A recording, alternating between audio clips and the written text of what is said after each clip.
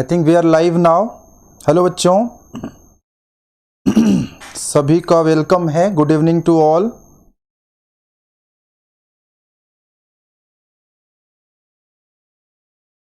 कैसे हैं आप लोग? आरएसी की दूसरी क्लास लेकर के मैं आपके सामने आया हूं और आज की क्लास जब आप पढ़ेंगे तब आप इंजॉय करेंगे। Good evening Dheeraj Kumar, good evening Sameeksha, good evening to each and everyone. जितने भी बच्चे क्लास में हैं सबको गुड इवनिंग। एक बार सभी लोग शेयर कर दीजिए, अपने फेसबुक के वॉल पे शेयर कर दीजिए, व्हाट्सएप पे शेयर कर दीजिए, ताकि जो भी बच्चे हमसे जुड़ना चाहते हैं मैक्सिमम लोग जुड़ पाएँ, तो फिर पढ़ाने में भी मज़ा आएगा। ठीक है, पिछली वाली क्लास आप लोगों को मैंने पढ़ाया था। आपका रिस्पांस बहुत ही पॉजिटिव और बहुत ही अच्छा था। आपको क्लास आरएसी की पहली क्लास कैसी लगी आप उसके बारे में यहाँ भी बता सकते हैं मुझे, जिन लोगों का मैसेज मुझे न पहुँच पाया हो। काफ़ी लोग आ गए हैं, संख्या और बढ़ाइए थोड़ी सी। अभिषेक मौर्य, सिद्धार्थ पांडे। एक बार चेक कर लेता हूँ कितने लोग आए हैं, फिर हम लोग क्लास स्टार्ट करते हैं। प्रभात, गुड इवनिंग प्रभात, धीरज, मोहित, शुभम, सुनील, धीरज, सिट पांडे, अभिषेक मौर्य, धीरज कुमार कर दिए हैं sir. Okay okay okay, share कर दीजिए। शेयर करने को इसलिए कहता हूं क्योंकि कुछ अच्छा हम लोग की तरफ से दिया जा रहा है, तो मैक्सिमम लोगों तक पहुंचे तो ज़्यादा बेहतर होगा। और आप ही हमारे एडवर्टीजमेंट हैं, आप ही हमारे ब्रांड एम्बेसडर हैं। ठीक है ना, आपके लिए हम एफर्ट कर रहे हैं और आप शेयर करेंगे तो हमारी बात, हमारी चीज़ें, हमारा कंटेंट और हमारी मेहनत, हमारी ऊर्जा, हमारी सारी चीज़ें लोगों तक पहुंचेंगी। तो हमारे ब्रांड एम्बेसडर आप ही लोग हैं।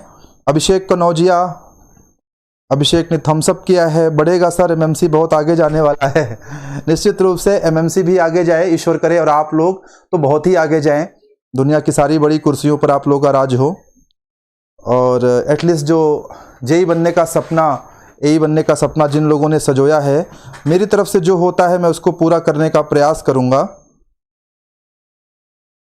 बस 2 मिनट में क्लास में स्टार्ट करने वाला हूं, तो एक बार सभी लोग आप शेयर कर दीजिए तो मैं क्लास शुरू करता हूं। ये हमारे बारे में थोड़ी सी इन्फॉर्मेशन लिखी है। मेरा नाम जीडी पांडे है और मैं पिछले 10 सालों से पढ़ा रहा हूं मैकेनिकल इंजीनियरिंग के बच्चों को। हम लोग का नया बैच भी स्टार्ट हो रहा है। आप में से जो ज्वाइन करना चाहें वो कर सकते हैं। आपके जूनियर्स, आपके संगी साथी अगर ज्वाइन करना चाहें तो आप उन्हें रिकमेंड कर सकते हैं। ठीक है, वैसे तो हमारे यहाँ फीस 22, साढ़े 22-25 हज़ार रुपये रहती थी, लेकिन अभी तो आप लोगों के लिए ऑनलाइन में फीस मात्र 10,012 रुपये रखी गई है, और उसमें भी हमने डिस्काउंट करके केवल 4,999, 4,999 रखा गया है। ये फीस नहीं है, ये केवल जो कुछ स्टूडियोज़ वगैरह का जो खर्च आता है केवल उतना आपसे लेने का प्लान है। बाकी हम खुद समझते हैं लॉकडाउन में हर व्यक्ति को बहुत परेशानियाँ हैं। This is not the fees at all. Mechanical का बैच है, कंप्लीट बैच है, सब कुछ वैसा ही पढ़ाया जाएगा जैसा कि ऑफलाइन क्लासेस में आप हमसे पढ़ते आए हैं। ठीक है ना। कुछ बच्चों की डिमांड है कि सब्जेक्ट वाइज बैच शुरू करा जाए। स्ट्रेंथ ऑफ मटेरियल के बहुत सारे बच्चों की डिमांड है।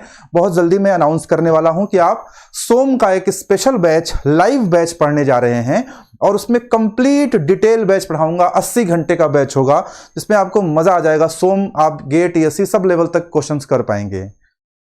आज की क्लास आई थिंक शुरू करा जाए, समय हो गया है। मैं एक बार चेक करता हूं कितने बच्चे लाइव हैं, तो फिर मैं अपनी क्लास को स्टार्ट करता हूं।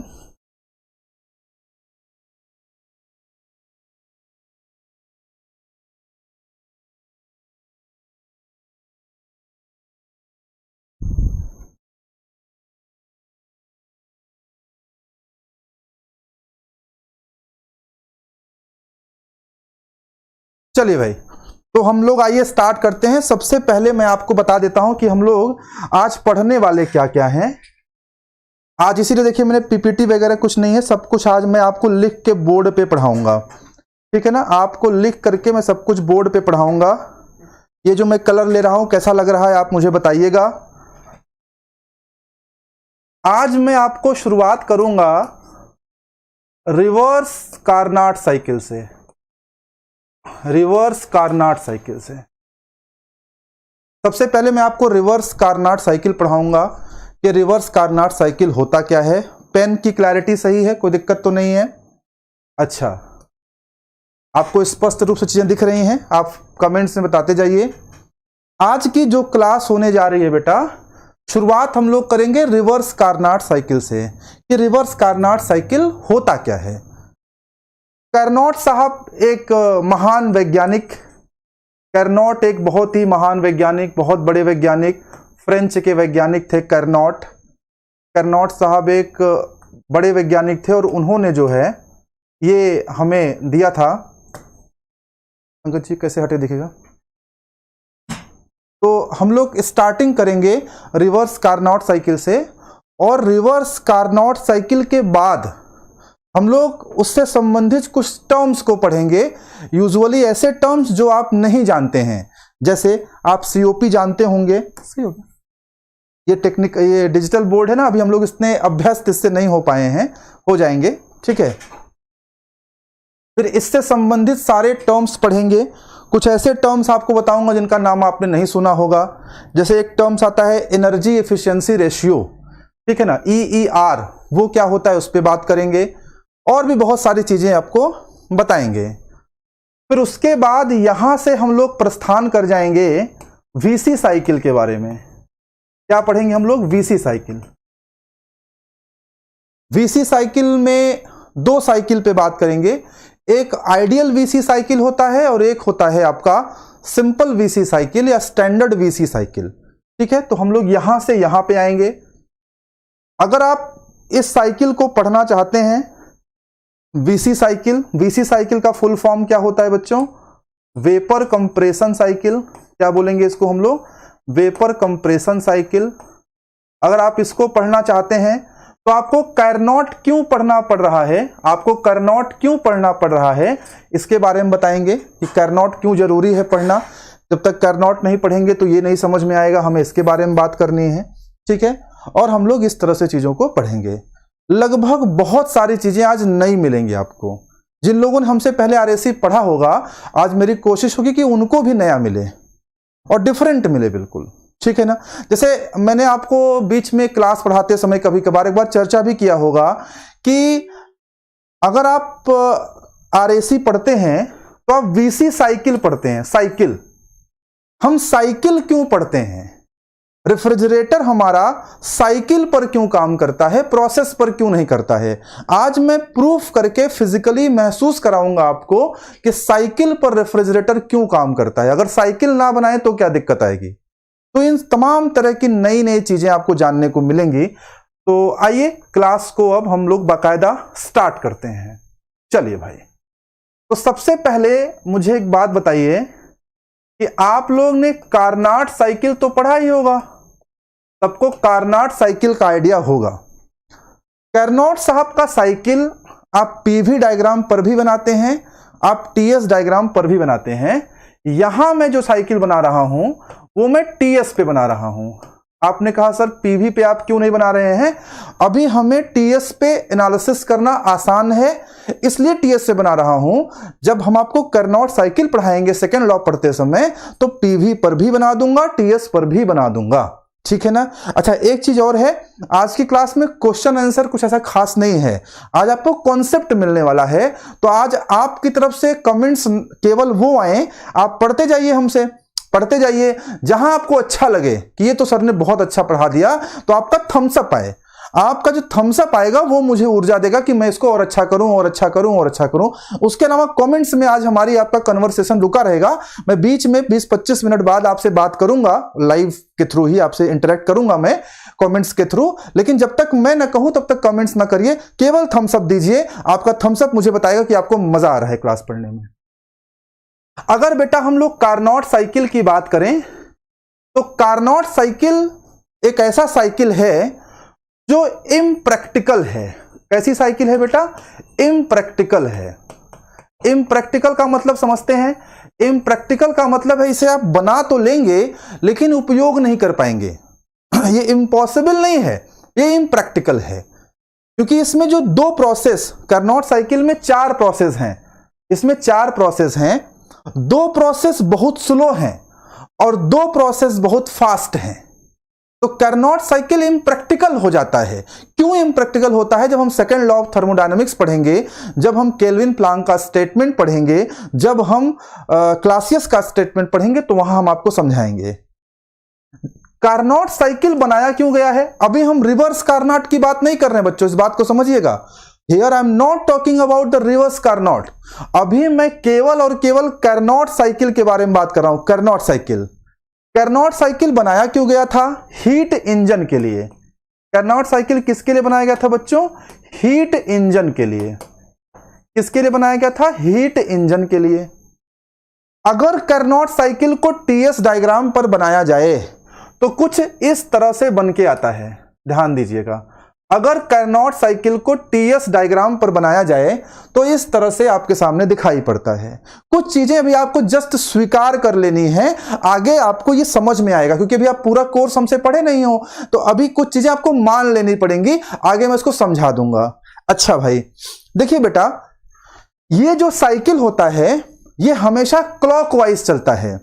ध्यान से सुनना, आज मेरा बोला गया एक एक सेंटेंस आपको एक एक क्वेश्चन देगा। जैसे एक सेंटेंस ये याद रखिए कि जो पावर प्रोड्यूसिंग डिवाइसेस हैं, हीट इंजन कैसी डिवाइस है बच्चों? पावर प्रोड्यूसिंग डिवाइस है। जो पावर प्रोड्यूसिंग डिवाइसेस होती हैं उनमें जो साइकिल होता है वो क्लॉकवाइज डायरेक्शन में मूव करता है। कैसे जाता है बच्चों? क्लॉकवाइज डायरेक्शन में। आप देखिए ये क्लॉकवाइज जा रहा है ना, दिस इज क्लॉकवाइज। अगर इसका उल्टा गए हम, अगर हम इसका उल्टा गए, उल्टा मतलब हम पावर प्रोड्यूसिंग न जाकर के पावर कंज्यूमिंग डिवाइसेस में जाएंगे, तो जो क्लॉकवाइज है वो एंटी क्लॉकवाइज हो जाएगा। ये बातें अगर आपको समझ में आ रही तो आप थम्स अप करते जाइए। आपका किया हुआ थम्स अप मुझे बताएगा कि आपका रिस्पॉन्स क्या रहा है। ठीक है ना? मैं एक बार देख लेता हूं कितने लोग लाइव हैं, कितने कमेंट्स आ रहे हैं।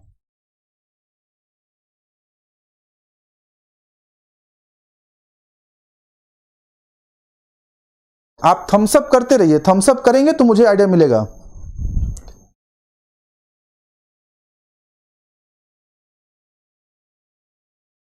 चलिए, तो देखिए ये जो साइकिल है, ये साइकिल आपका कार्नोट साइकिल है।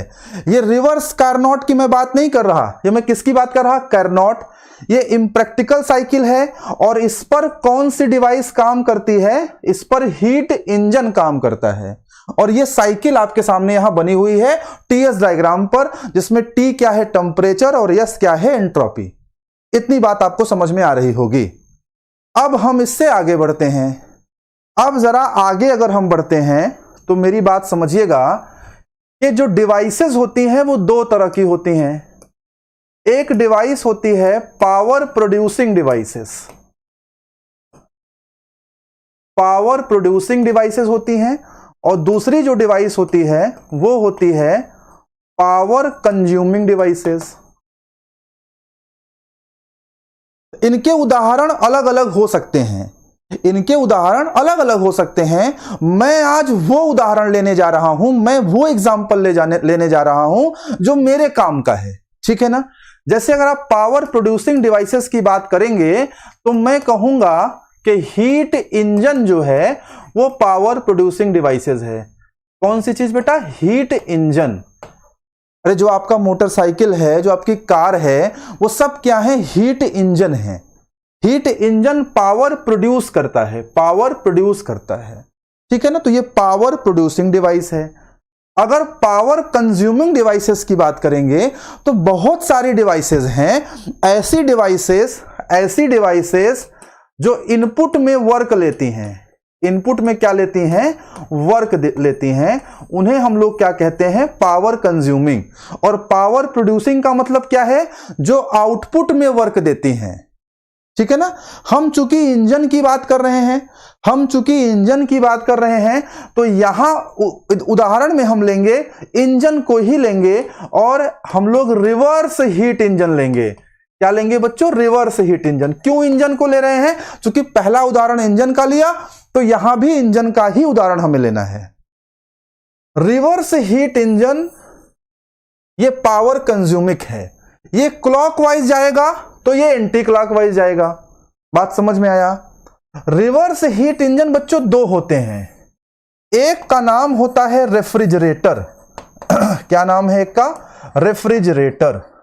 और दूसरे का नाम होता है हीट पंप। आज हम लोग क्या पढ़ने जा रहे हैं? रेफ्रिजरेटर, और फिर कभी आपको पढ़ाएंगे हीट पंप। तो यार इस डिस्कशन से ये तो सबको समझ में आ गया होगा कि अगर हम प्राकृतिक रूप से देखें, अगर हम नेचर वाइज देखें, तो देखिए ये वाला डिवाइस और ये वाली डिवाइस एक दूसरे के विपरीत हैं।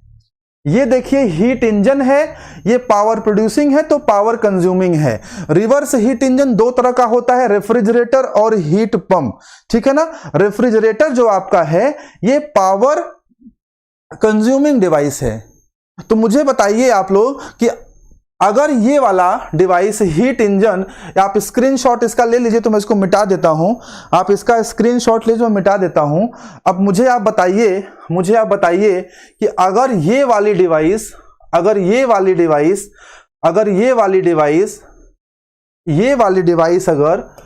ये क्लॉकवाइज पे है, अगर इसका ग्राफ क्लॉकवाइज बनता है तो इसका ग्राफ कैसा बनेगा? ऑब्वियस सी बात है, इसका ग्राफ कैसे बनेगा? Anti clockwise. समझ में आया? बताओ भाई, समझ में आ रहा हो तो थम्स अप करो। इसका ग्राफ अगर क्लॉकवाइज बनेगा तो इसका ग्राफ कैसे बनेगा? Anti clockwise.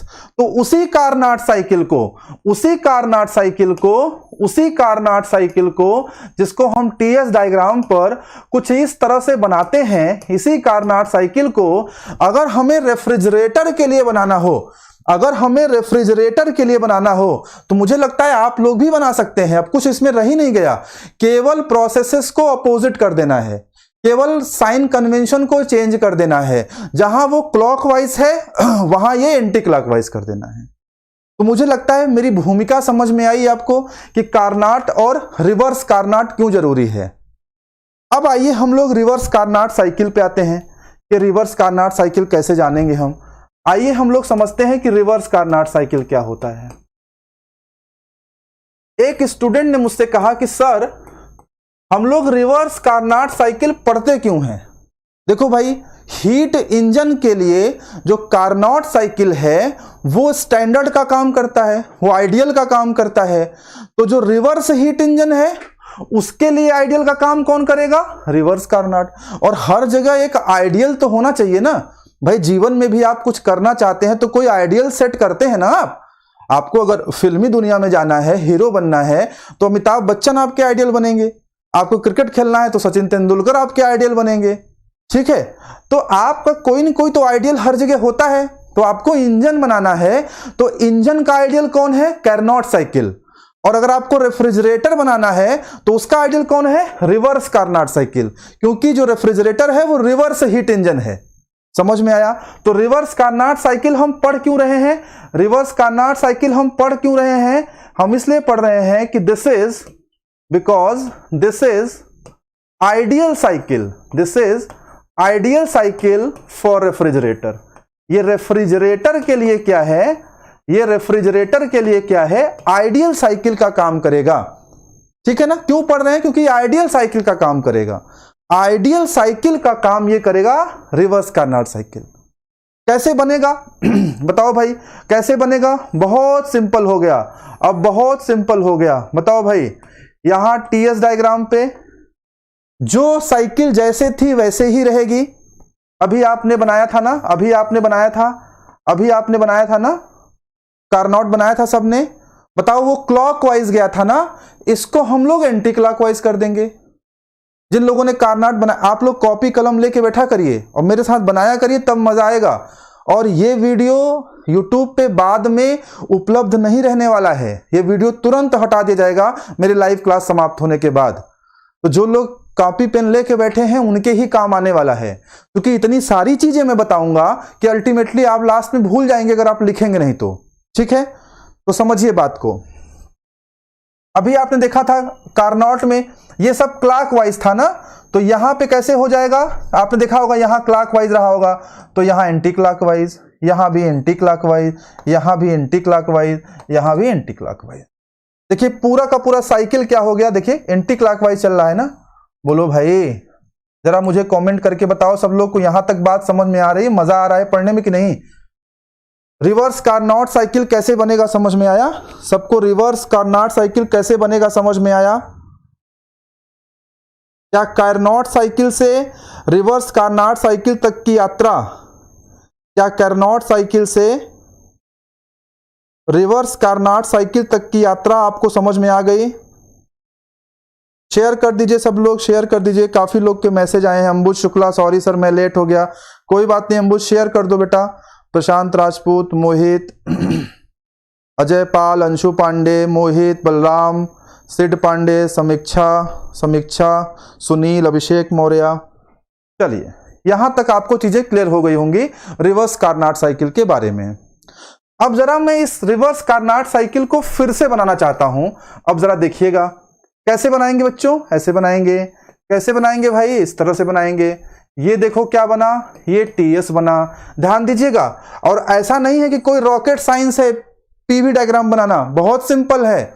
जब पढ़ाऊंगा कार्नोट साइकिल तो सिखा दूंगा, अभी इसलिए नहीं बता रहा हूं क्योंकि हमारा फोकस जो समझाने के लिए है उसके लिए टीएस समझना ज्यादा आसान रहेगा। कैसे बनाया आप लोगों ने? सिंपल, मैं बार बार बना रहा हूं। आज की क्लास लगभग 8:30 पौने 9 बजे तक चलेगी और जब पौने 9 बजे क्लास खत्म होगी तो आपके चेहरे पे मुस्कुराहट होगी, इतनी सारी नई नई बातें जानने को मिलेंगी आपको। चलिए मुझे बताइए कैसे बनाएंगे आपको? ये कुछ इस तरह से था शायद ना, देखिए एंटी क्लॉकवाइज। ये आपका कार्नोट साइकिल है। कितने प्रोसेस हैं कार्नोट साइकिल में? 4। फिलहाल मैं सिर्फ 2 प्रोसेसेस पे बात करने वाला हूं। आपने कहा सर 2 पे ही क्यों करने वाले हैं? भाई मेरे गुरु जी थे, वो कहते थे जब हम लोग को डेरिवेशन कराते थे तो एक बात कहते थे, वो कहते थे कहीं पर निगाहें और कहीं पर निशाना। ये चीजें एकदम क्लियर होनी चाहिए। हमारा जो निशाना है वो सेट है कि हमें कहां जाना है, तो हम उसी तरह से लेके चलेंगे। यहां पे देखो हमने नाम दे दिया प्रोसेस 1 से 2, ये प्रोसेस मान लो 3 दे दिया, ये 4 दे दिया। नाम में कुछ नहीं रखा है, नथिंग, नाम में कुछ नहीं रखा है। 1 2 3 4 दे दिया। हम केवल 2 प्रोसेसेस को कंसीडर करने वाले हैं, 1 से 2 और 3 से 4 को। ध्यान से देखना, एक एक चीज तर्क के साथ समझाऊंगा, ऐसे ही खींच नहीं देना है। ये ड्राइंग नहीं है, ये आर्ट नहीं है, ये ग्राफ है। This is the science, this is the technology, this is the engineering. और इंजीनियरिंग में बच्चों, इंजीनियरिंग में कोई भी चीज अगर आप तर्क के साथ नहीं पढ़ रहे हैं, रीजनेबल नहीं पढ़ रहे हैं, if you are not studying the things with the proper reason, then it is more dangerous than coronavirus.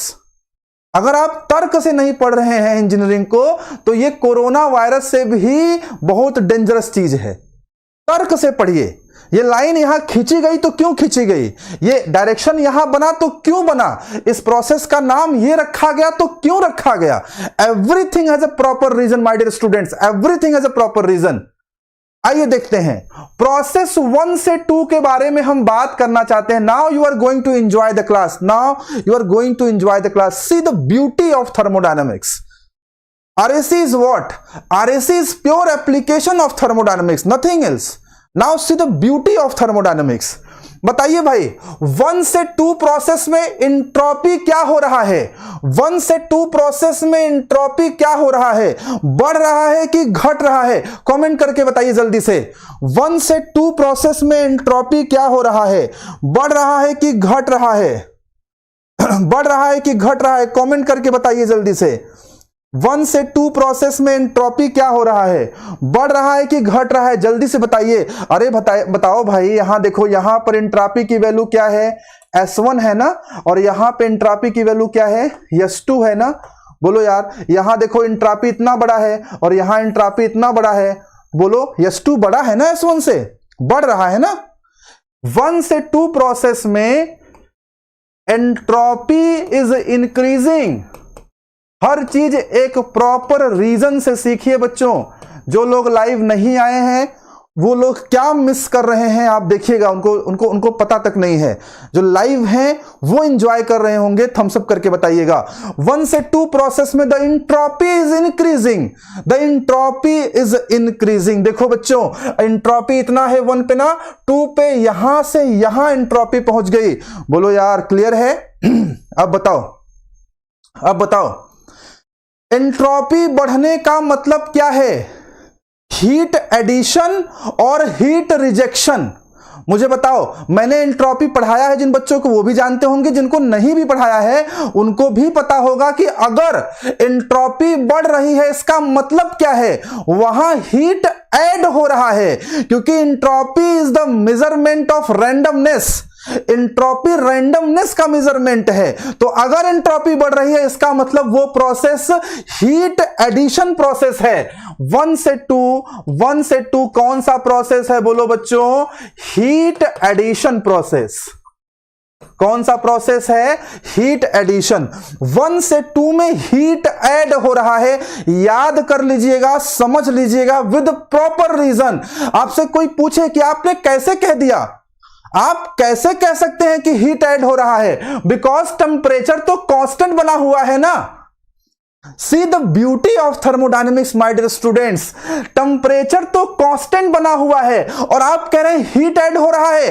कैसे कह दिया आपने कि हीट ऐड हो रहा है? थर्मोडायनेमिक्स पढ़ाऊंगा तो सिखाऊंगा कि टेम्परेचर कांस्टेंट रहते हुए भी हीट ऐड कर सकते हैं हम लोग। और यहां कैसे पहचाना? यहां चूंकि एंट्रोपी बढ़ रही है, टेम्परेचर एक सिग्निफिकेंस है, टेम्परेचर एक तरीका है जिससे हम जानते हैं कि हीट सप्लाई हो रहा है।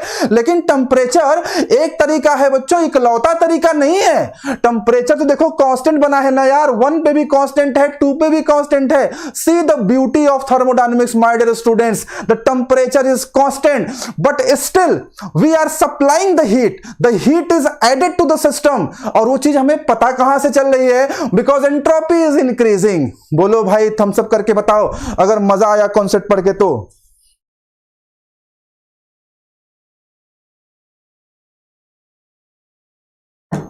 भीड़ लगाने की जरूरत नहीं है।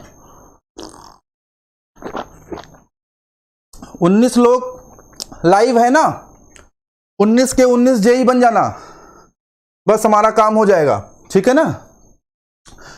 1 से 2 में हीट एडिशन हुआ। आपका थम्स अप मुझे बता रहा है कि आपको बात समझ में आ गई है, ठीक है ना। अब बताइए बच्चों, 1 से 2 हीट एडिशन प्रोसेस है। चलिए हम दूसरे कलर का पेन ले लेते हैं। आइए दूसरे कलर का पेन ले लेते हैं भाई। चलिए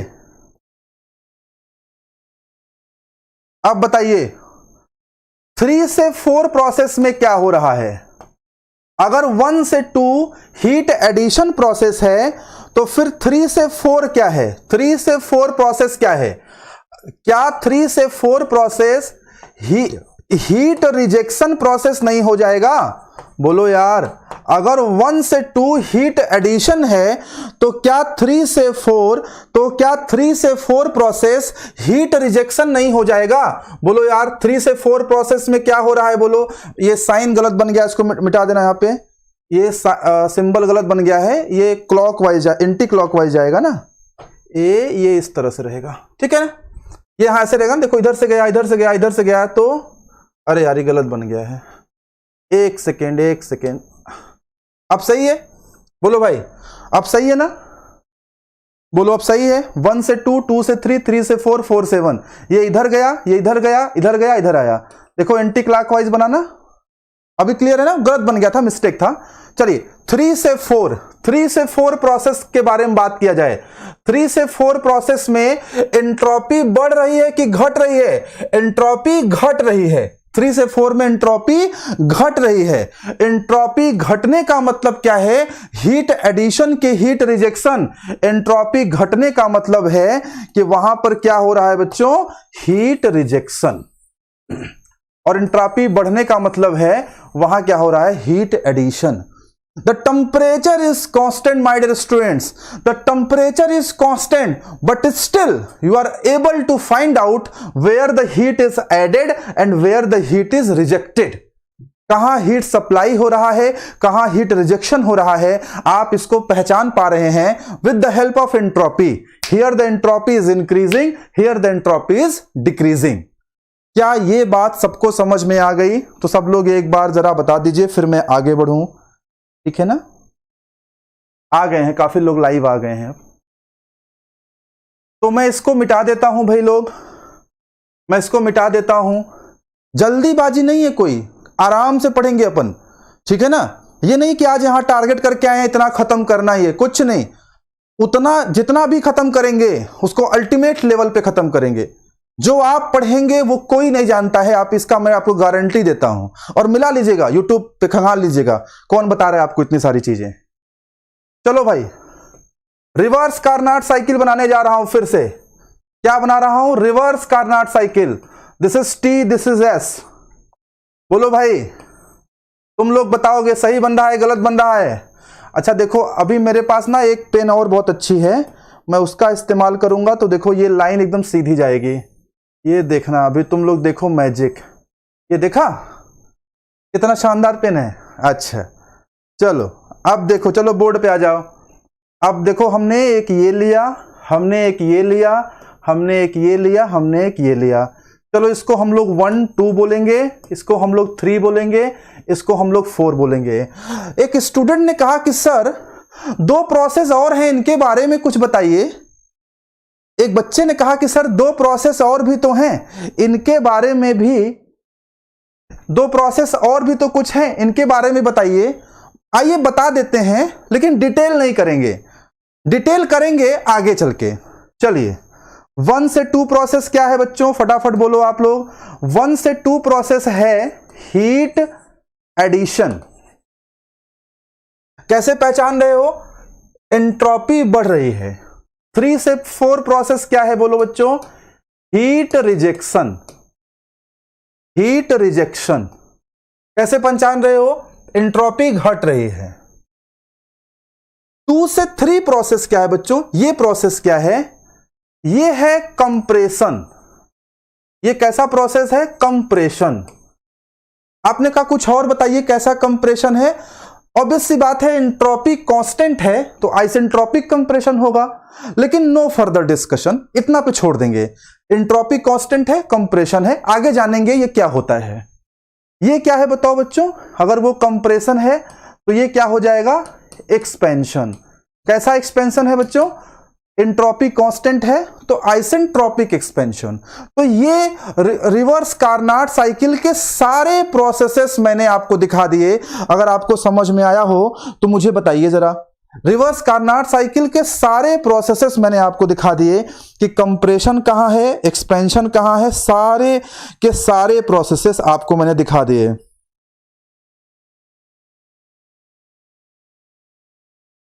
सारे प्रोसेसेस आप देख गए, कौन सा कंप्रेशन है, कौन सा एक्सपेंशन है, कौन सा हीट एडिशन है, कौन सा हीट रिजेक्शन है। आगे हम लोग इनमें डिटेल पे बात करेंगे, डिटेल में बात करेंगे। चलिए अच्छा भाई, अब मुझे बताइए जरा, अब मुझे बताइए जरा, इस पूरे प्रोसेस में सबसे मिनिमम टेम्परेचर कहां है? मिनिमम टेम्परेचर देखो यहां पे होगा। लोवेस्ट टेम्परेचर कहां है? यहां TL। TL is the lowest temperature in the cycle. देखिए सबसे कम तापमान यही है ना। हाईएस्ट टेम्परेचर कहां है? This is the TH। This is TL and this is TH। आपने कहा सर ये आप क्यों लिख रहे हैं? मैं इसको इसलिए लिख रहा हूं क्योंकि मुझे COP डिफाइन करना है। क्या डिफाइन करना है? COP डिफाइन करना है। पहले आप TL और TH को पहचान लीजिए कि TL कहां है और TH कहां है। और मुझे लगता है आप पहचान गए भी होंगे। भाई ये सबसे मिनिमम है ना तो ये TL हुआ, ये देखो मैक्सिमम है तो TH हुआ। अगर बच्चों में यहां COP डिफाइन करना चाहूं, किसका COP डिफाइन कर रहा हूं बताओ? रिवर्स कार्नाट रेफ्रिजरेटर का। किसका COP डिफाइन कर रहा हूं? रिवर्स कार्नाट रेफ्रिजरेटर का। तो COP आता है TL upon TH minus TL। एक बच्चे ने कहा कि सर ये बताइए ये कहां से फॉर्मूला निकाला आपने? बेटा ये फॉर्मूला थर्मोडायनेमिक्स में मैं डिराइव कराता हूं, यहां मैं डिराइव नहीं करा रहा हूं, क्योंकि आरएसी थर्मोडायनेमिक्स का एप्लीकेशन है। यहां हर चीज डिराइव नहीं कर सकता। आपको चीजें डिराइव कहां होती हैं? ये डिराइव आपकी होती हैं थर्मोडायनेमिक्स में। कौन सा सीओपी निकाला हमने? रिवर्स कार्नाट रेफ्रिजरेटर का हमने सीओपी निकाला। बताओ बच्चों सीओपी कितना आया? मुझे बताइए सीओपी कितना आया है? बताइए सीओपी कितना आया है? सीओपी आपका आ गया, आप देखिए सीओपी कितना आया है? सीओपी आपका आ गया TL upon TH minus TL। क्या आ गया? TL upon TH minus TL, यानी lower temperature upon higher minus lower temperature. यहां तक बात समझ में आई? आसान हो गया है कि नहीं भाई? बोलो भाई, चीजें आसान हो रही हैं? इतनी आसानी से पहले कभी आपने नहीं पढ़ा होगा। चीजें आसान हो रही हैं। मेरी कोशिश है कि सबसे चीजों को आसान करा जाए। ये हीट एडिशन है, ये कंप्रेशन है, हीट रिजेक्शन है, एक्सपेंशन है। और बड़े बड़े शब्दों से परेशान मत होना, अभी सब बहुत सिंपल कर दूंगा, ये क्या है क्या नहीं है। ठीक है, आइए आगे बढ़ते हैं। अब देखिए बच्चों, अभी आपने निकाला, अभी आपने क्या किया? अभी आपने फॉर्मूला निकाला। किसका फॉर्मूला निकाला आपने?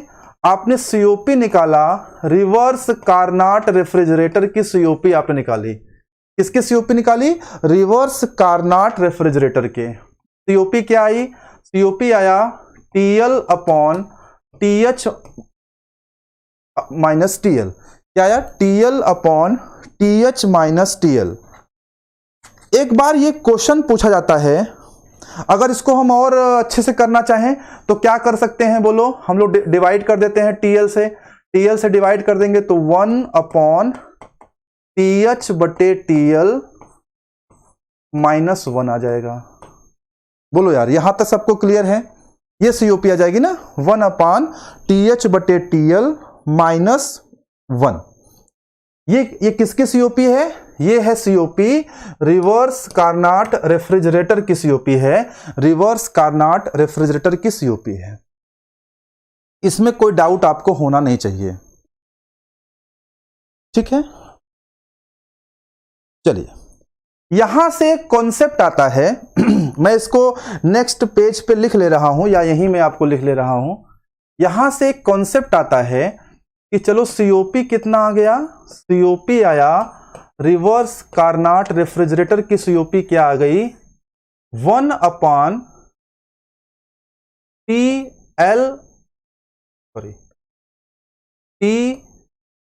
TH minus TL minus 1। ये आपने याद कर लिया, ये फॉर्मूला आपने याद कर लिया।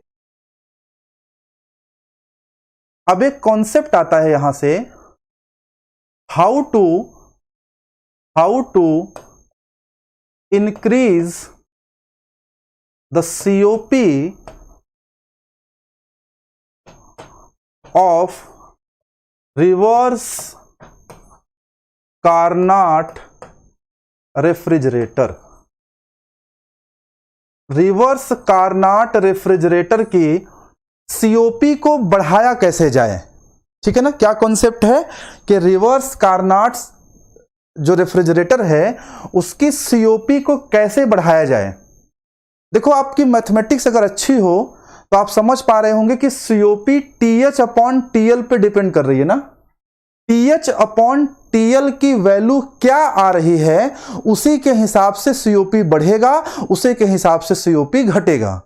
और अगर आप मैथमेटिकली मैनिपुलेट करेंगे तो आपको दो तरीके से इसकी सीओपी बढ़ या घट सकती है।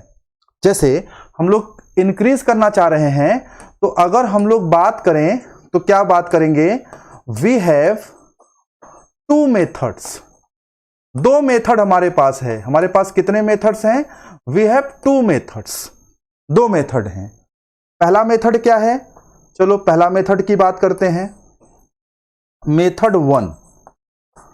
मेथड 1 ये बेटा कई सारे एग्जामिनेशन में आया हुआ क्वेश्चन है, जिस कॉन्सेप्ट को आपको समझा रहा हूं। मेथड 1 क्या कहता है? मेथड 1 ये कहता है कि टीएल को कांस्टेंट रखा जाए, क्या कहता है कि टीएल को कांस्टेंट रखा जाए और टीएच को क्या करें हम लोग, टीएच को हम लोग डिक्रीज कर दें। ये हमारा मेथड 1 कहता है।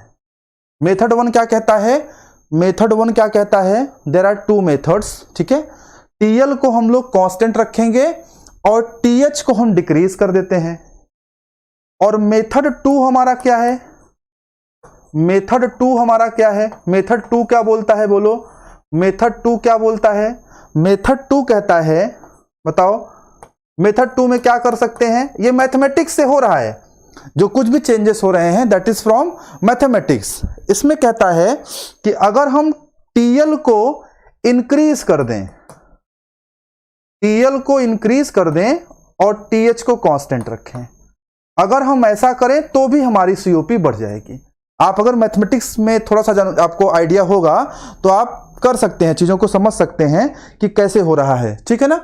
पहले मेथड में हम क्या कर रहे हैं, पहले मेथड में हम टीएल को कांस्टेंट करे हैं, पहले मेथड में टीएल कांस्टेंट है और टीएच को हम घटा रहे हैं, और दूसरे मेथड में हम टीएल को बढ़ा रहे हैं और हायर टेम्परेचर को कांस्टेंट रखे हैं। क्वेश्चन ये आता है which method is better, which method is better, first one और सेकेंड वन, कौन सा मेथड बेहतर है, पहला वाला कि दूसरा वाला। हम आपको रटवा सकते हैं, ज्यादातर लोग रटवा देते हैं कि रट लो, दूसरा मेथड बेहतर है, पहला मेथड बेहतर है।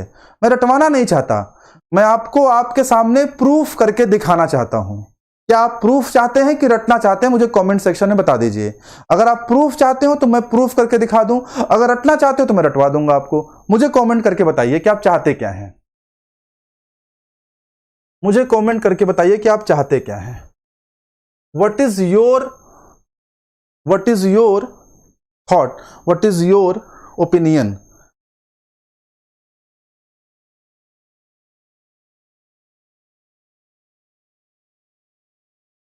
ठीक है, आइए देखते हैं कौन सा बेटर है, कौन सा बेटर है देखते हैं, आइए देखते हैं कौन सा बेटर है। चलिए मेथड 1 देखते हैं, जरा मेथड 1 देखते हैं।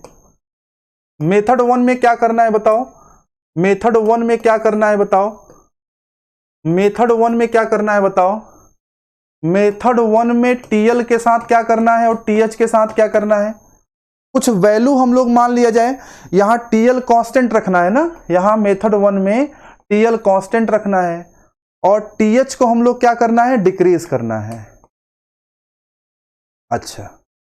अच्छा पहले हम लोग सीओपी निकाल लेते हैं, कुछ एक वैल्यू लेकर के हम लोग क्या करें, पहले एक वैल्यू लेके सीओपी निकाल लेते हैं, उसके बाद फिर उस पर मेथड 1 अप्लाई कर देंगे, फिर उसी के बाद मेथड 2 अप्लाई कर देंगे। आइए पहले एक वैल्यू ले लेते हैं, चलिए कुछ ऐसी वैल्यू लेते हैं जिसमें कैलकुलेशन आसान हो जाए। टीएच को 300 ले लेते हैं, टीएल को 250। मान लीजिए टीएच की वैल्यू कितनी है 300 और टीएल की वैल्यू कितनी है 250। चलिए अगर ये है तो इसकी सीओपी निकालिए, जरा सब लोग सीओपी निकाल के बताओ कितना आएगा, TL upon TH minus TL. ये केल्विन में वैल्यूज हैं, वैल्यूज किस में है, केल्विन में। कितना आएगा बताओ, इसकी वैल्यू कितनी आएगी बताओ, निकाल के बताओ। इसका सीओपी आएगा 5, मुझे लगता है इसकी वैल्यू 5 आएगी, ठीक है ना। इसकी सीओपी कितनी आ रही है 5, यानी ओरिजिनल वैल्यू कितनी है, सीओपी की ओरिजिनल वैल्यू कितनी आ रही है 5। बोलो भाई सब लोग निकाल के बताओ, सीओपी की ओरिजिनल वैल्यू कितनी आ रही है 5, सीओपी की ओरिजिनल वैल्यू आ रही है 5, ठीक है ना। चलिए अब आइए हम लोग इसमें मेथड 1 और मेथड 2 अप्लाई करते हैं। आइए हम लोग अप्लाई करते हैं सबसे पहले मेथड 1, आइए हम लोग अप्लाई करते हैं मेथड 1 और यहां हम लोग क्या अप्लाई करेंगे, मेथड 2। चलो मेथड 1 में हम लोग क्या करा जाए, चलो हम लोग मेथड 1 में क्या करना है बताओ सब लोग। मेथड 1 में हमें टीएल में कोई चेंज नहीं करना है ना, तो टीएल जो पहले था वही टीएल पहले अभी भी ले लेते हैं। कितना था टीएल 250 केल्विन, और टीएच में क्या करना है, बताओ TH में क्या करना है, TH को डिक्रीज करना है ना, डिक्रीज करना है। चलो हम 25 का मार्जिन ले लेते हैं कि हम 25 डिक्रीज कर देते हैं, तो ये 275 केल्विन हो जाएगा। अब इसका COP निकालो, कितना आएगा, इसका COP निकालो मेथड 1 का, मेथड 1 का COP निकाल के बताओ कितना आ रहा है। और यहां मेथड 2 करने जा रहे हैं, यहां क्या करने जा रहे हैं, मेथड 2। मेथड 2 में क्या करेंगे, मेथड 2 में क्या करेंगे, हम लोग जो चेंजेस करेंगे वो TL पे करेंगे। किस पे करेंगे, TL पे करेंगे, ठीक है ना। तो TL जो है कितना बढ़ाना है, जितना यहां घटाए हैं उतना यहां बढ़ा देते हैं। तो देखिए TL 250 था, तो इसमें हमने इसको 275 कर दिया, सॉरी इसको हमने 275 कर दिया, 250 था, और TH को हमने यहां कांस्टेंट रखा है, कितना है, 300 है। तो इसका COP निकालो जरा, मेथड 2 की COP कितनी आएगी, यही फॉर्मूला लगा करके जरा मेथड 1 और मेथड 2 की COP निकाल के बताओ कितना आ रहा है भाई। मेथड 1 की COP निकालिए, मेथड 2 की,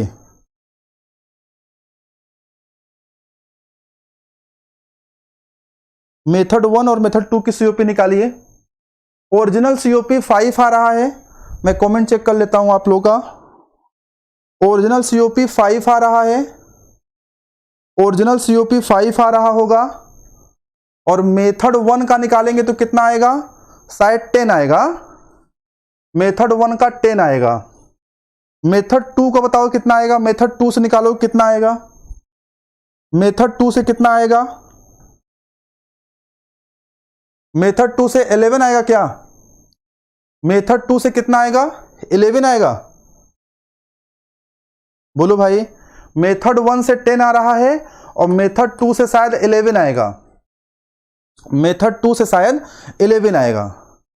सब लोग लगाइए, आराम से लगाइए, कोई जल्दीबाजी नहीं है। ऑनलाइन क्लास आपको बिल्कुल ऑफलाइन की तरह महसूस होनी चाहिए, ठीक है ना। तो देखिए मेथड 1 में हमने क्या किया, तो ओरिजिनल से बढ़ाने का 2 तरीका है, तो आप कौन सा मेथड प्रीफर करेंगे, which method will you prefer, आप कौन सा मेथड प्रीफर करेंगे, आप कौन सा मेथड प्रीफर करेंगे, मेथड 1 प्रीफर करेंगे कि मेथड 2 प्रीफर करेंगे, कि आप कोई मेथड नहीं लगाएंगे, COP को ओरिजिनल रहने देंगे। आप क्या करेंगे, मेथड 1 प्रीफर करेंगे कि मेथड 2 प्रीफर करेंगे कि COP को ओरिजिनल रखेंगे। भाई अगर आप ओरिजिनल रखेंगे तो COP 5 आएगा, और अगर आप मेथड 1 लगाएंगे तो COP 10 आएगा, और मेथड 2 लगाएंगे तो COP 11 आएगा। तो कौन सा चाहेंगे आप, मेथड 1 चाहेंगे कि मेथड 2 चाहेंगे, बोलो भाई। मेथड 2, सब लोग कह रहे हैं मेथड 2 चाहेंगे, सब लोग कह रहे हैं मेथड 2, चलिए अच्छी बात है, सबको मेथड 2 चाहिए, चलिए अच्छी बात है। आइए इसी बात को हम लोग ग्राफ से भी समझ सकते हैं, ठीक है ना, जो बात हमने अभी आपको समझाया है इस पे, आइए इसी बात को हम लोग जरा ग्राफ से भी समझते हैं, TS डायग्राम से भी समझ सकते हैं, ठीक है। सारी बातों को न्यूमेरिकल वैल्यू से भी समझते चलिए और सारी बातों को ग्राफ से भी समझते चलिए, एक साथ समझिए दोनों चीजों को, ठीक है ना। न्यूमेरिकल वाला आपको क्यों कराते हैं, न्यूमेरिकल वाला आपको इसलिए कराते हैं क्योंकि थोड़ा आपको क्वेश्चन वोश्चन लगाने की प्रैक्टिस बने, और ग्राफ आपके इमेजिनेशन पावर को बढ़ाएगा। चलो इधर TS है, इधर TS है, अब बताओ यहां ये रिवर्स कार्नाट साइकिल है, यहां इधर रिवर्स कार्नाट साइकिल है। चलो एक में मेथड 1 लगा दें, एक में मेथड 2 लगा देते हैं, ठीक है ना। यहां क्या अप्लाई कर दें, यहां अप्लाई कर देते हैं मेथड 1 और यहां अप्लाई कर देते हैं मेथड 2। अभी जो साइकिल आपके सामने बनी है ये ओरिजिनल साइकिल है ना, ये ओरिजिनल है, ये कैसी साइकिल है बेटा, ये ओरिजिनल है, इसमें कोई मेथड नहीं अप्लाई किया गया है। अब आइए इसमें मेथड अप्लाई करते हैं। मेथड 1 में आप क्या करते हैं बताइए, देखिए मेथड 1 में हम लोग क्या करते हैं, आइए देखते हैं मेथड 1 में हमने क्या किया था। मेथड 1 में हमने TL को उतना ही रखा लेकिन TH को हमने घटा दिया। मेथड 1 में हमने TL को उतना ही रखा लेकिन TH को घटा दिया। TH को घटाने का मतलब क्या है कि जो ये वाला है, देखो यही तो TH मिल रहा था ना, यानी इसका एक नया पोजीशन मिलेगा यहां। देखो TH घट गया, एक नया TH मिला यहां पर। यही तो हमने किया भाई, मेथड 1 में हमने यही किया था। बोलो यार, सब लोग बोलो। मेथड 1 में अगर इसको नाम दे दो, अगर कोई दिक्कत है तो नाम दे दो, 1 2 3 4, ये था। अब नई पोजीशन आ गई ना आपको, चलो 3-4 मान लेते हैं, 3-4 मान लेते हैं। तो देखो ये वाला जो पोजीशन था ये नीचे हो गया ना, डाउन हो गया। ये तो वैसा ही रखा हमने, वैसा ही रखा, ठीक है ना, ये तो हमने वैसा ही रखा है। बोलो इतनी बात समझ में आ रही है? बोलो भाई। अच्छा, मेथड 2 पे आते हैं, मेथड 2 पे आते हैं। कमेंट करके बताते रहो, समझ में आ रहा है ना। थोड़ा डिफिकल्ट पार्ट लिया है मैंने, लेकिन समझाना जरूरी है, करना जरूरी है। सब कुछ नहीं समझोगे तो कैसे जेई बनोगे, कैसे अच्छे एग्जाम्स क्लियर करोगे, ठीक है ना। मेथड 2 पे आते हैं। मेथड 2 बताओ, 1 2 3 4 तो है ही है। मेथड 2 पे हम लोग क्या करते हैं बताओ? मेथड 2 पे हम लोग क्या करते हैं? मेथड 2 पे हम लोग क्या करते हैं? TH को कांस्टेंट रखते हैं, यानी इसको हम टच नहीं करेंगे, इसको हम कुछ नहीं करने वाले। और TL को हम क्या करेंगे? TL को हम लोग बढ़ा देते हैं। अब TL को बढ़ाएंगे, TL को बढ़ाएंगे तो जो चीज यहां मिल रही है वो चीज यहां मिलेगी। नई पोजीशन 1 प्राइम 2 प्राइम। बोलो यार, ये नया TL मिलेगा, ये नया TL मिलेगा। ये दूसरा TL था, ये नया TL मिला, TL डैश मिला मान लो। क्या ग्राफ से चीजें समझ में आ रही हैं? क्या ग्राफ से चीजें समझ में आ रही हैं? ग्राफिकल एनालिसिस क्लियर हो रही है आप लोगों को? बोलो भाई, ग्राफिकल एनालिसिस क्लियर हो रही है आप लोगों को? जरा मुझे कमेंट करके बताइए, मुश्किल तो नहीं लग रहा तुम लोग को? मजा आ रहा है ना? मजा आ रहा है? जरा कमेंट करते जाओ, शेयर करते जाओ।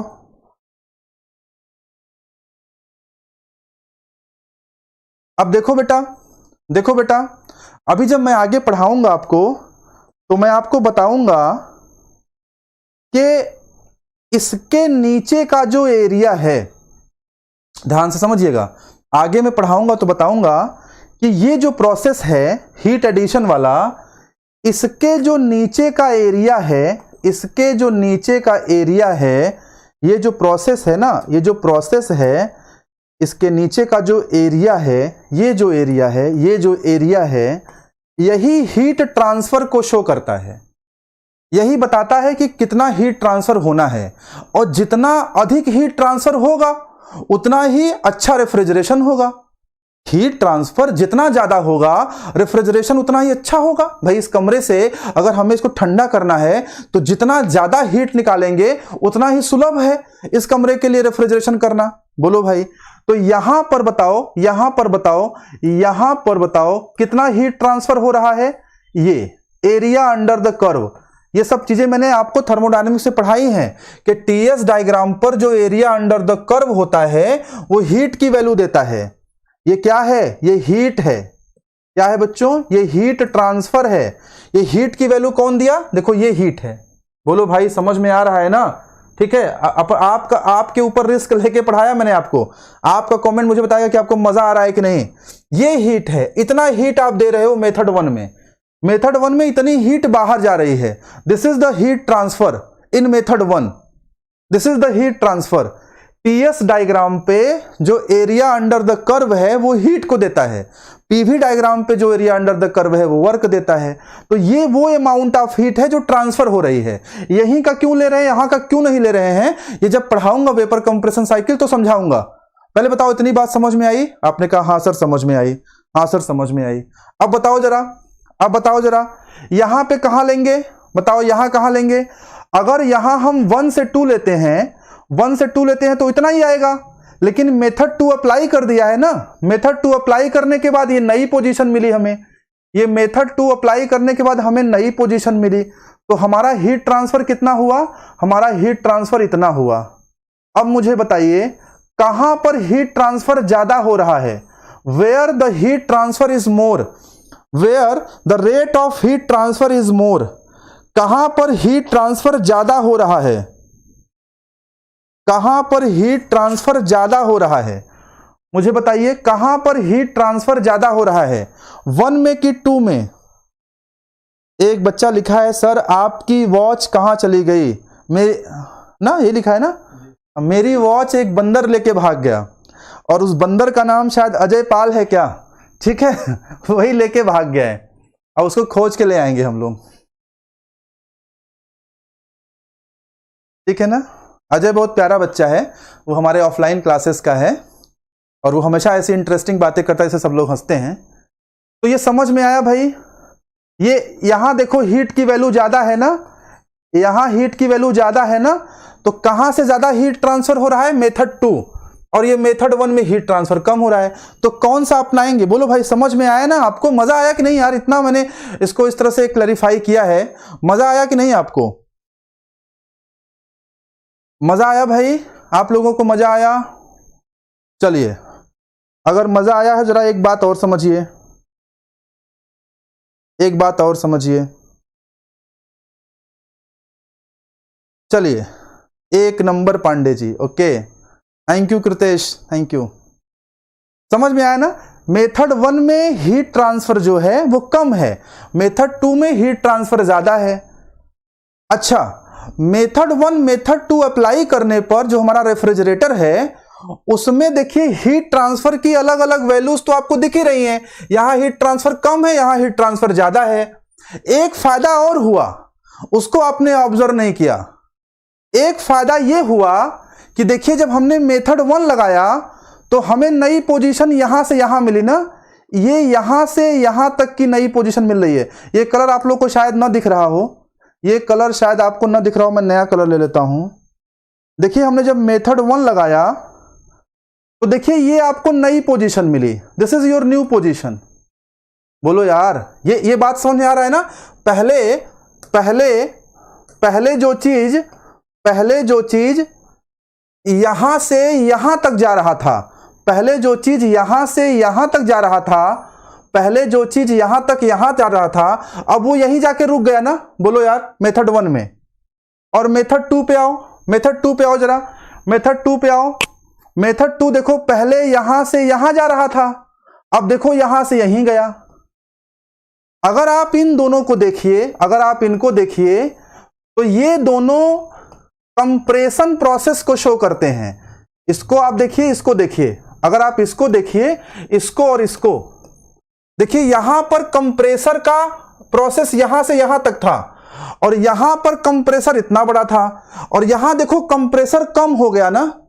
तो दोनों प्रोसेस में हीट ट्रांसफर रेट तो बढ़ ही रहा है, कंप्रेसर का वर्क भी कम हो रहा है। एक हमें बेनिफिट ये भी मिल रहा है, मेथड 1 मेथड 2 अप्लाई करने का एक फायदा क्या मिल रहा है कि हीट ट्रांसफर रेट तो बढ़ ही गया। ओरिजिनल सीओपी जो है, ओरिजिनल सीओपी जो है वो तो बहुत कम है, मेथड 1 से कुछ सीओपी बढ़ा, मेथड 2 से और सीओपी बढ़ा, लेकिन हीट ट्रांसफर रेट के साथ साथ कंप्रेसर को देखिए, कंप्रेसर का वर्क कम हो गया ना। पहले देखो ये अगर मेथड ना अप्लाई करें तो ये यहां तक जाएगा, अप्लाई करने पे देखो ये यहीं तक गया। यहां भी देखो, यहां कम हुआ ना, अबे यार बताओ, यहां कम हुआ ना भाई। और यहां इसमें बताओ, अगर अप्लाई करते मेथड अप्लाई ना करें तो यहां से यहां तक है, मेथड अप्लाई करते देखो कम हो गया। तो हमने कंप्रेसर का वर्क भी रिड्यूस कर लिया, ये भी हमको फायदा मिला।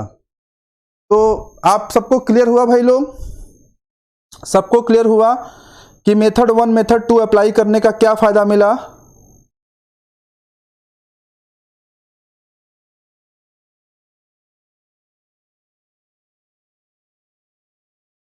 ठीक है ना,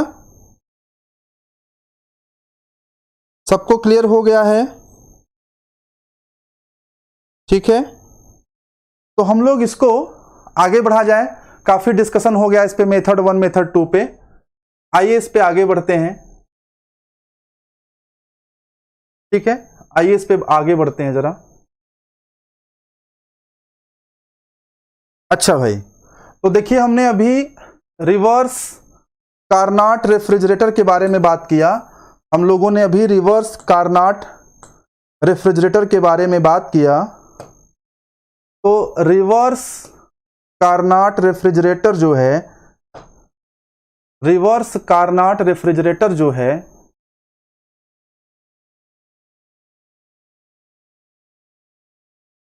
चलिए अगर सीओपी डिफाइन करें तो इसकी सीओपी क्या होगी बच्चों। अगर हम लोग सीओपी डिफाइन करें रिवर्स कारनाट रेफ्रिजरेटर की सीओपी डिफाइन करें तो क्या आ गया, TL upon TH minus TL। और इसी की सहायता से हमें क्वेश्चंस लगाने हैं, इसी की सहायता से हमें चीजों को करना है। यहां पर मैं आपको एक टर्म और समझाने का प्रयास करता हूं, एक नया टर्म मैं आपको बताना चाहता हूं जिसका नाम है एनर्जी एफिशिएंसी रेशियो। हेडिंग बना लीजिए, एनर्जी एफिशिएंसी रेशियो। ठीक है ना। एक टर्म हमारा सीओपी है और दूसरा टर्म हम लोग लेंगे EER। ठीक है ना।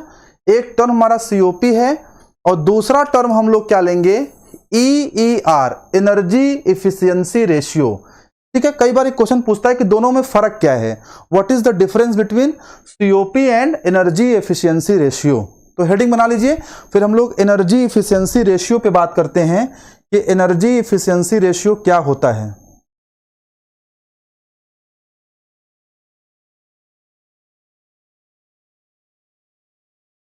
हाँ जी, अभी वीडियो कुछ देर तक रहेगा, बट जो है आप लोग ट्राई करिए कि आप लोग उसको लाइव देखिए। ठीक है ना। अब देखिए एनर्जी इफिशियंसी रेशियो को समझिए।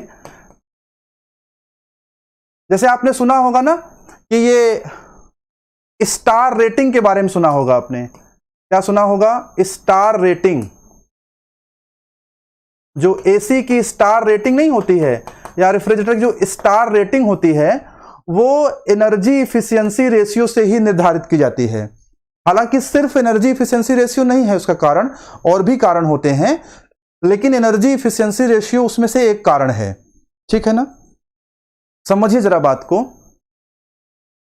अगर आप पूरे रेफ्रिजरेटर के वर्किंग को देखें, अगर आप पूरे रेफ्रिजरेटर को समझें कि रेफ्रिजरेटर में होता क्या क्या है, पूरे रेफ्रिजरेटर को अगर आप समझेंगे कि रेफ्रिजरेटर में होता क्या क्या है, तो रेफ्रिजरेटर में सबसे इंपॉर्टेंट डिवाइस है कंप्रेसर। क्या लगा होता है, कंप्रेसर। ये होता है कंप्रेसर। ठीक है ना। ये कंप्रेसर लगा होता है। कंप्रेसर का काम क्या होता है, कंप्रेसर का काम होता है कि कंप्रेस करना। ये किसको कंप्रेस करेगा, क्या कंप्रेस करेगा, कहां लगा होगा, वीसी साइकिल पढ़ेंगे तो सब बताएंगे। कंप्रेसर एक तरह की पावर कंज्यूमिंग डिवाइस है। कैसी डिवाइस है, पावर कंज्यूमिंग डिवाइस है। तो इसको चलाने के लिए हमें एक मोटर लगाना पड़ता है। क्या लगाना पड़ता है, मोटर लगाना पड़ता है। अगर हमें कंप्रेसर को चलाना है तो हम क्या लगाते हैं, एक मोटर लगाते हैं। ठीक है ना। हम लोग क्या लगाते हैं, एक मोटर लगाते हैं। ठीक है। अच्छा भाई, अब बात को समझिएगा। अब आइए बात को समझते हैं जरा। अब जैसे मान लीजिए ये आपका कंप्रेसर है, ये आपका कंप्रेसर है, सॉरी, ये आपका कंप्रेसर है और इस कंप्रेसर को चलाने के लिए आपने एक मोटर लगा रखा है। इधर क्या है, मोटर है। ठीक है ना। अब ध्यान समझो, मान लो आपने 100 किलो जूल एनर्जी भेजी मोटर से, तो क्या कंप्रेसर को पूरी एनर्जी मिल जाएगी, नहीं मिलेगी, कुछ ना कुछ लॉस हो जाएगा। बोलो यार। तो मान लो कंप्रेसर के पास कितना पहुंचा, 95 किलो जूल। ठीक है ना। अब देखो जब हम लोग सीओपी डिफाइन करते हैं, हम लोग जब सीओपी डिफाइन करते हैं तो हम लोग क्या लिखते हैं, हम लोग लिखते हैं डिजायर्ड इफेक्ट। हम लोग क्या लिखते हैं, desired effect upon work input. यही तो लिखते हैं। कल वाली क्लास में समझाए थे इसको। कल मतलब लास्ट क्लास में जो आरएसी की पहली क्लास थी, मैंने बताया था कि सीओपी इक्वल टू क्या लिखते हैं, desired effect upon work input. अब देखिए मामला बदल गया।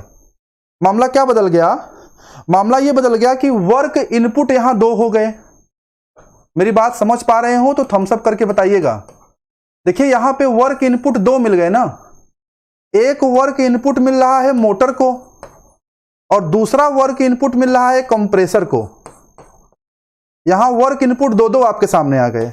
मोटर का वर्क इनपुट अलग हो गया, कंप्रेसर का वर्क इनपुट अलग हो गया। मोटर को कितना वर्क दे रहे हैं आप? 100 किलो जूल, जबकि वो कंप्रेसर को कितना मिल रहा है? 95 किलो जूल। तो दो दो वर्क इनपुट हो गए ना। तो इस वाले फॉर्मूलों में आप क्या रखेंगे? इस वाले फॉर्मूले में आप क्या रखेंगे? कौन सा कंप्रेसर है गुरुजी? कंप्रेसर कई टाइप के होते हैं, रेसिप्रोकेटिंग होता है, रोटरी होता है। कंप्रेसर के टाइप्स पढ़ने के लिए जब मैं पावर प्लांट इंजीनियरिंग पढ़ाऊंगा, पीपीई पावर प्लांट इंजीनियरिंग, वहां बताऊंगा कि कंप्रेसर कितने प्रकार के होते हैं। ठीक है ना। आरएसी में अभी तो पहली दूसरी क्लास है, अभी हमारा टारगेट है साइकिल पढ़ना, तो हम टाइप्स ऑफ कंप्रेसर पे नहीं जाएंगे, टॉपिक से डाइवर्ट नहीं होंगे। पावर प्लांट वाली क्लास में कंप्रेसर डिटेल में पढ़ा जाएगा। अच्छा देखिए, सीओपी क्या है? COP desired effect upon work input. Work input देखिए यहां दो दो हो गए, तो यहां पर हम कौन सा वर्क इनपुट यूज करेंगे? कंप्रेसर वाला यूज करेंगे कि पंप वाला यूज करेंगे? कंप्रेसर वाला 95 है, पंप वाला 100 है। तो अगर हम सीओपी निकालते हैं बच्चों, अगर हम सीओपी निकालते हैं तो सीओपी का फॉर्मूला होता है desired effect upon work input. और ये जो वर्क इनपुट है ये कौन सा होता है? कंप्रेसर वाला। ये सीओपी का होता है। अब अगर ये कंप्रेसर वाला है तो अगला आप समझ ही गए होंगे कि अगला क्या होगा। अगर आप एनर्जी इफिशियंसी रेशियो निकालेंगे तो यहां क्या होगा? डिजायर्ड इफेक्ट क्या होगा? Desired effect upon work input. और यहां जो वर्क इनपुट होगा वो किसका होगा बच्चों? मोटर वाला होगा। तो इन दोनों टर्म्स के बीच अंतर अगर समझ में आ गया हो तो मुझे आप थम्स अप करके बता दीजिए कि मेरी बात आपको सही सही समझ गई है।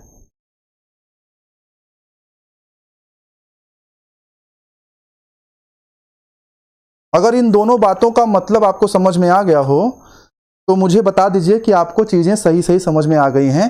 फिर हम लोग इस क्लास के सबसे महत्वपूर्ण पड़ाव पे आने वाले हैं, वेपर कंप्रेशन साइकिल पे। लेकिन पहले आप लोग इसको बता दीजिए। अच्छा मुझे एक बात बताइए, जितने लोग भी लाइव हैं बताइए, 9 बजे तक पढ़ा दे पूरा ना? ठीक है, 1 घंटा और क्लास ले लें, कोई दिक्कत तो नहीं? कि 8:30 तक पढ़ाएं? बताइए। और इसको जरा नोट करिए, इसको नोट करिए, इसको नोट करिए। तो हम लोग वेपर कंप्रेशन साइकिल की तरफ आगे बढ़ते हैं। हम लोग क्या पढ़ना चाहते हैं? Vapour compression cycle.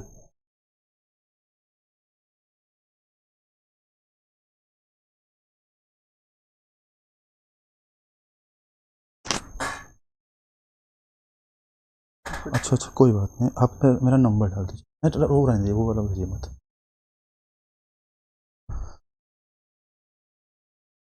मैं कमेंट चेक कर लेता हूं जरा और पानी पी लेता हूं भाई।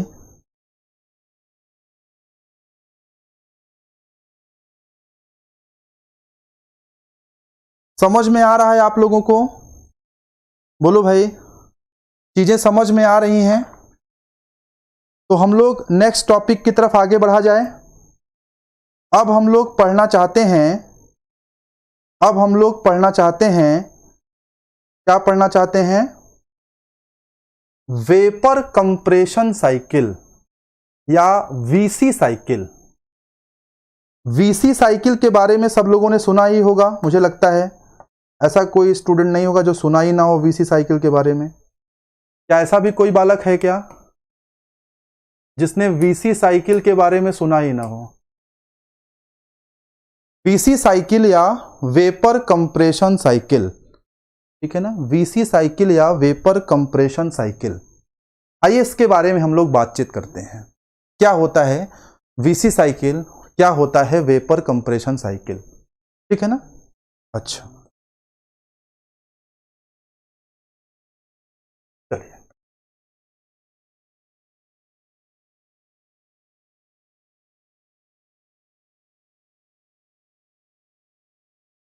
अब जरा हम लोग आज इसकी स्टार्टिंग पे बात करते हैं, फिर डिटेल चाहे इस पे हम लोग कल कर देंगे।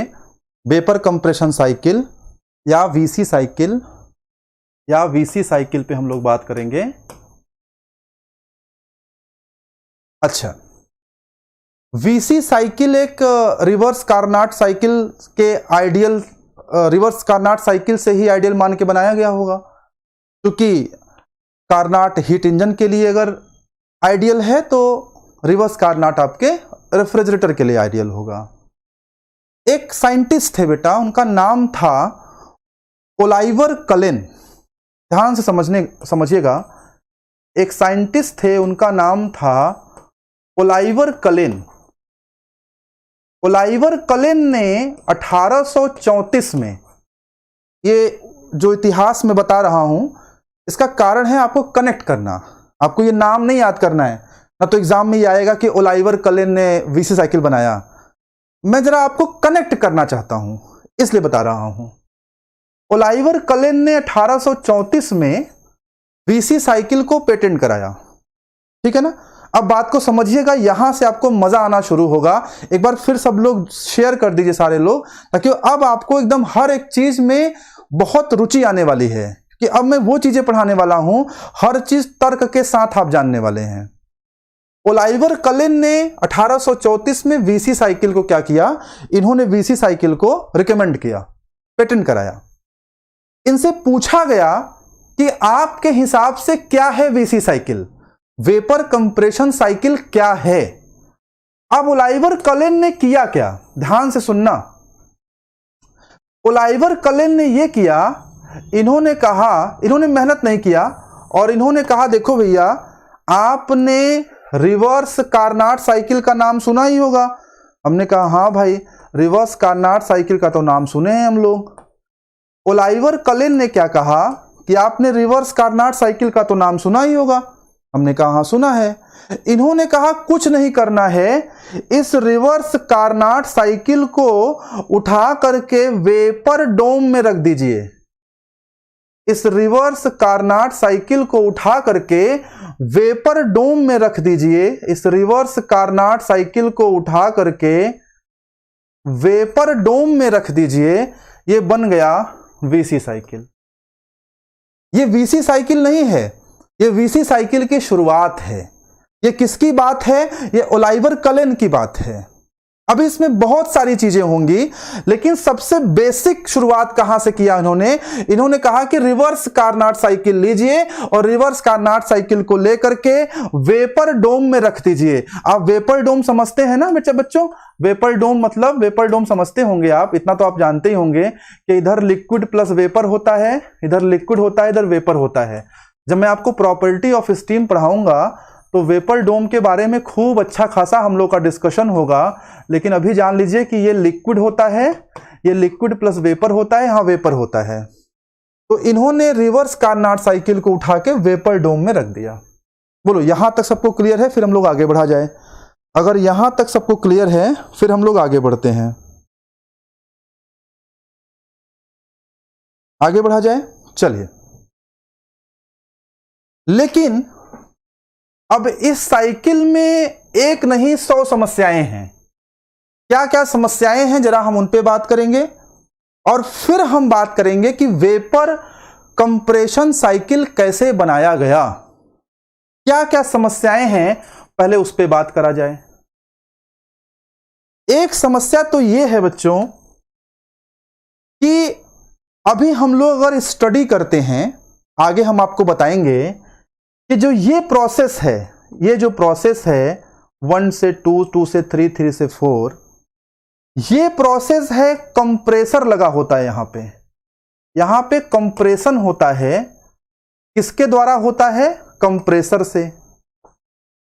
अब आप समझिएगा क्या क्या इश्यूज हैं वो समझिएगा, फिर उन इश्यूज पे वर्क करके हम लोग नई साइकिल का निर्माण करेंगे जिसका नाम वीसी साइकिल होगा। यहां जो कंप्रेशन प्रोसेस है ये कंप्रेसर करेगा। अब देखिए ये रीजन कौन सा है, ये लिक्विड प्लस वेपर रीजन है। इधर लिक्विड है, इधर वेपर है। जो कंप्रेसर डिवाइस होती है बेटा, कंप्रेसर केवल और केवल वेपर और गैसेस से डील करता है। कंप्रेसर लिक्विड से नहीं डील करता, कंप्रेसर वेपर और गैसेस से डील करता है, कंप्रेसर लिक्विड से नहीं डील करता। और अगर आपने इसको लिक्विड रीजन में रख दिया है तो यहां प्रॉब्लम है। बोलो यार, पहली प्रॉब्लम समझ में आई कि नहीं? ओलाइवर कलेन की पहली समस्या आपको क्लियर हुई कि ये जो प्रोसेस होता है ये कंप्रेशन होता है। अभी आगे बताएंगे कंप्रेशन होता है, कंप्रेसर यूज करते हैं यहां पे।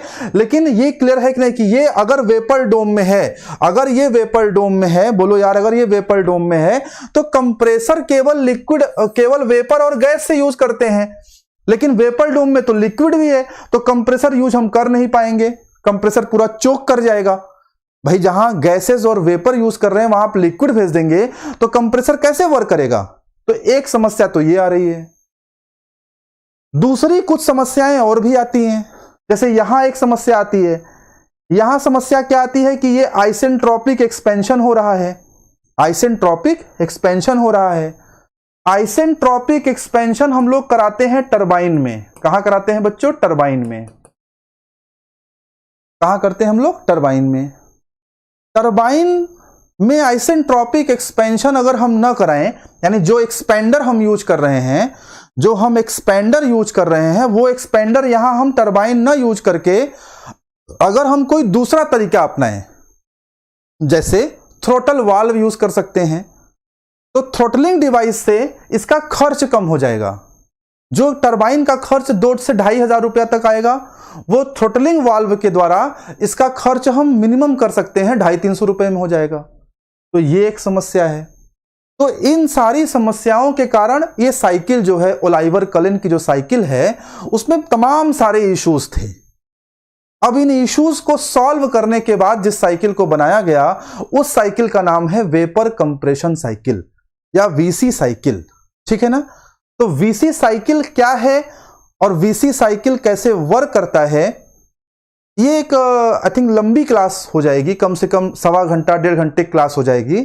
तो कल हम लोग इसको करेंगे कि वीसी साइकिल होता क्या है, वीसी साइकिल वर्क कैसे करता है, वीसी साइकिल में यहां पे इसको हम कंप्रेसर को बाहर कैसे ले जाएंगे, यहां एक्सपेंडर की जगह क्या लगाएंगे, टरबाइन की जगह क्या लगाएंगे, और एक साइकिल हमारी बन के कैसे होगी तैयार। इन तमाम सारी चीजों पे हम लोग कल क्लास करते हैं। आज चूंकि अगर हम लोग करेंगे तो काफी लंबा हो जाएगा, लगभग 1.5 घंटे जाएगा, तो 8:30 से 10 बज सकता है। तो आज हम लोग क्लास यहीं कंक्लूड कर देते हैं आप लोगों के लिए। मुझे लगता है आज की क्लास में भी काफी कुछ आपको सीखने को मिला होगा। कल की क्लास बहुत ही शानदार होने वाली है, क्योंकि कल हम लोग वीसी साइकिल पूरा पढ़ेंगे और पूरा पढ़ने के साथ साथ हम एनालिसिस करेंगे कि कौन से डिवाइस में क्या चीजें हो रही हैं। ठीक है ना? और क्यों इसे साइकिल पे ऑपरेट करते हैं। कल हम आपको यह भी बताएंगे कि आप जब रेफ्रिजरेटर रखते हैं उसे दीवार से सट के आपको नहीं रखना चाहिए, दीवार से कम दीवार से कुछ इंच दूरी पे रखना चाहिए। 8 इंच कम से कम मिनिमम दूरी है जो मेंटेन करना चाहिए। ऐसा करने से क्या होगा, अगर मेंटेन नहीं करेंगे 8 इंच तो क्या दिक्कत आएगी। ये तमाम सारी चीजों पे हम लोग कल बात करेंगे। आज हम आपसे विदा लेंगे, ठीक है ना, क्योंकि लंबी क्लास हो जाएगी ना। ज्यादातर लोगों का कमेंट भी यही है कि सर कल ले लीजिएगा। मैं देख लेता हूं कमेंट एक बार, क्या विचार आप लोग का है, कल लिया जाए ना। समीक्षा जायसवाल, मोहित, कल करते हैं हम लोग, कल करते हैं, क्योंकि आज काफी लंबा हो जाएगा। It will take approximate 2 hours. ठीक है, 2 घंटे में हम लोग आराम से करेंगे, तो सब कुछ पढ़ेंगे वीसी साइकिल के बारे में। आज की क्लास को शेयर करिएगा और मैक्सिमम लोग लाइव आके क्लास करिए। देखिए, मैं एक बात बहुत क्लियर कट आपको बता दे रहा हूं, ये वीडियोस आपको बाद में नहीं मिलने वाले हैं, और जो कॉन्सेप्ट मिलेगा वो निश्चित रूप से बहुत ही शानदार मिलेगा और सबसे अलग होगा। और हम लोग प्लान कर रहे हैं जल्दी, शायद देखिए कल हम अनाउंस कर दें, I am going to take 2 classes per day on YouTube. 2 classes YouTube पे मैं लूंगा। एक क्लास में मैं RAC, heat transfer, power plant, IC engines, strength of material, इन सब्जेक्ट को पढ़ाऊंगा, और एक क्लास में मैं केवल और केवल फ्लूइड मैकेनिक्स को पढ़ाऊंगा। तो 2 अलग अलग क्लासेस में रखने जा रहा हूं, तो उस पर हम लोग बातचीत करेंगे, आपको अनाउंसमेंट कर देंगे। नए बैचेस जो मैंने इन्फॉर्मेशन आपको दी उसको शेयर करिएगा, इस वीडियो को खूब सारा शेयर करिए और बताइएगा मुझे मेरे व्हाट्सएप नंबर पे कि वीडियो कैसा लगा। जो बच्चे नए जुड़े हुए हों, जिनको लिंक नहीं जाता है या जिन्हें कोई दिक्कत है, क्लास तक नहीं पहुंच पाते हैं, वो मेरे इस नंबर पे व्हाट्सएप कर देंगे। आप मुझे इस नंबर पे व्हाट्सएप कर देंगे तो आपको क्लास की लिंक मैं शेयर कर दिया करूंगा और क्लास की इंफॉर्मेशन भी शेयर कर दिया करूंगा। आज के लिए इतना ही। Thank you very much.